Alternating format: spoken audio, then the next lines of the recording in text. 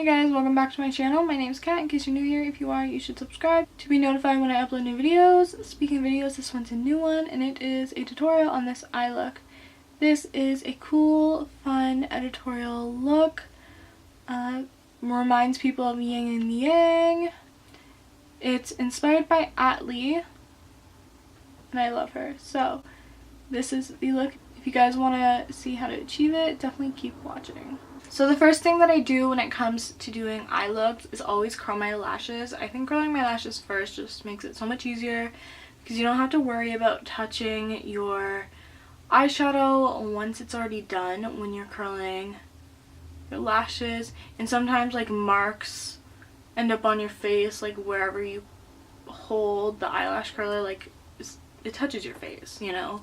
So I do like to curl my lashes first just because I find it so much easier. So first things first is primer. Obviously I'm not going to put it on though because I'm taking this off right away, but primer would be good if you want this to stay. For this video I'm using the Sephora Pro Pigment Palette. Out of focus. This is the editorial version. That's what it looks like. So I'm using mostly this black, which is just a sparkly glittery black. It's actually a really cool color. And then I'm using these iridescent shades. I'm going to pick one and use it. So yeah, I'm also using this white, which I'm going to use to kind of, right now, like use as a transition shade and set all over my eye just to get a more even color. So normally when you are using a transition shade, you would go in with a color that is similar to your skin tone, but because a lot of this is being covered, I don't really think it matters for this look. And this is the one color in the palette that I can use because all the other ones you can't really use as a transition shade.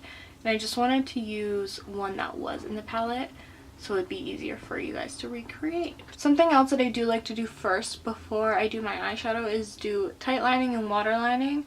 Just because sometimes I find that I can pull on my skin, and I mean, first of all, that's not good. I'm trying to stop it.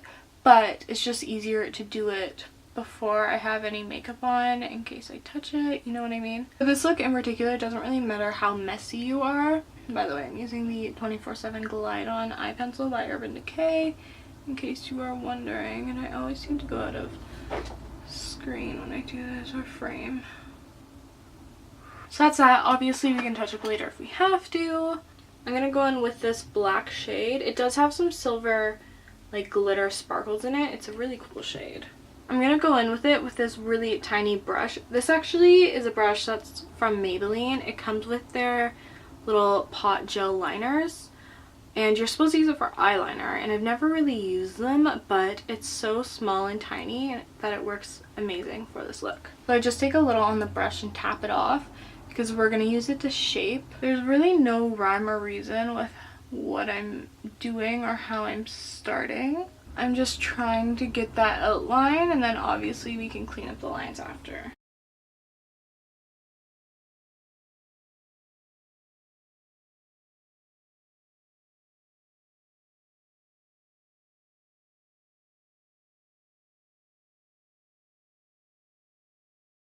So that's kind of the shape that I'm going for, and I'm going to make it a point in here and just come down here so we can show that iridescent shade just right in the corner. Also, I didn't connect my eye to the outline just because I'm going to go under my eye, but I haven't decided if I'm going to put concealer there first. I'm not going to connect it yet. I would say the hardest part about this is getting really, really sharp lines. And also kind of deciding where you want it to go. And you want that line to be as straight when you close your eye as when it's open. And that looks pretty good to me. Obviously I do need to clean up and make them a little more sharp, but that's the general outline that I think I'm going to go for. So now I'm just working on the outlines. I'm not really putting any more product on my brush. I'm just kind of using the residue and just making them a little more sharper and making sure that it's where I want it to be.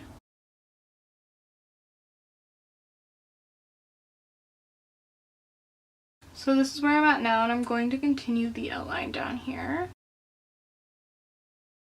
So I'm going to go ahead and try to kind of mimic what I did up here with the outline down here. So I'm going to try to connect it kind of across my eye. Just kind of look at it where it ends. And that will end here as well. And kind of go on an angle and then pull it out.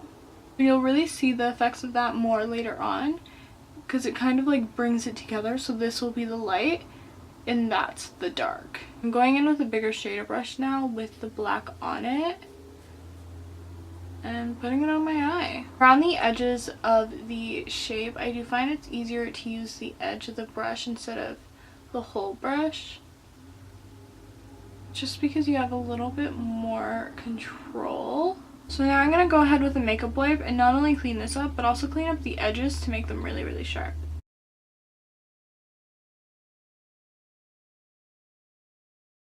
And so I'm just kind of going in with the brush after I clean it up a little and fixing the lines a little more. And I'm kind of just going back and forth between the brush and the wipe to get those really sharp lines that I want.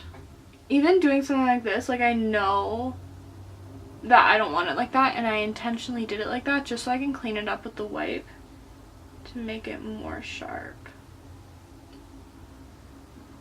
Like so. I'm gonna go in with a smaller brush and fill it in a little more. Like right there it's a little lighter, and there it's a little lighter, right there it's really dark. I'm just gonna go around just to make the color a little more even. In case you're wondering how to get a sharp line with the makeup remover wipe, so I definitely like have a nail and I just kind of flip it over, go like that, wrap it around my finger, and then I can use my nail to clean it up.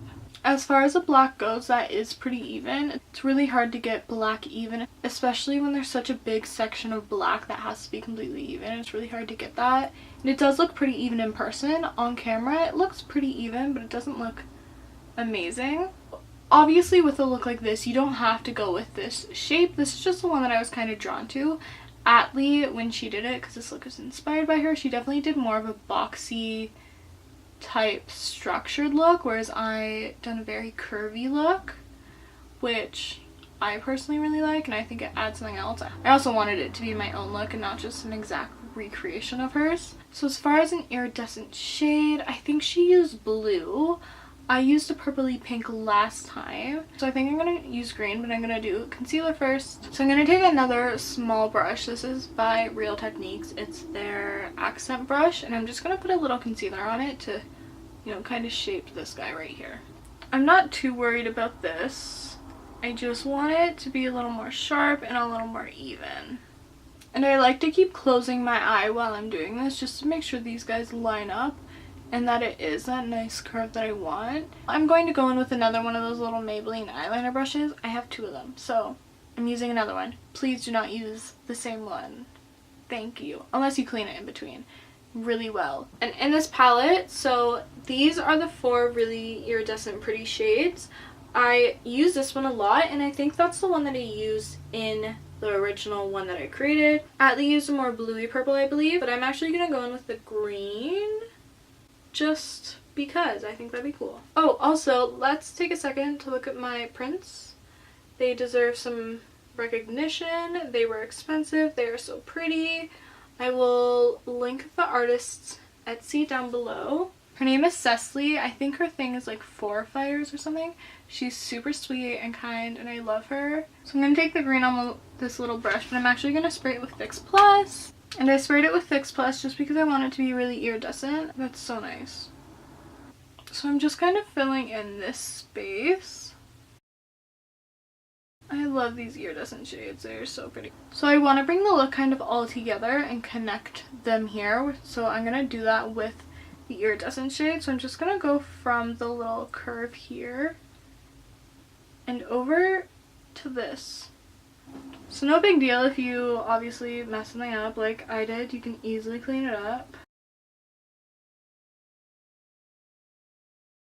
Whenever I'm cleaning up, I'm going back and forth between the wipe and the brush. So this is what I have so far as the like shape and shadow goes. Just want to fix up my tight line a little bit now, and then I'm going to put on mascara. I'm using the Miss Manga mascara by L'Oreal just because I haven't used this one in a while.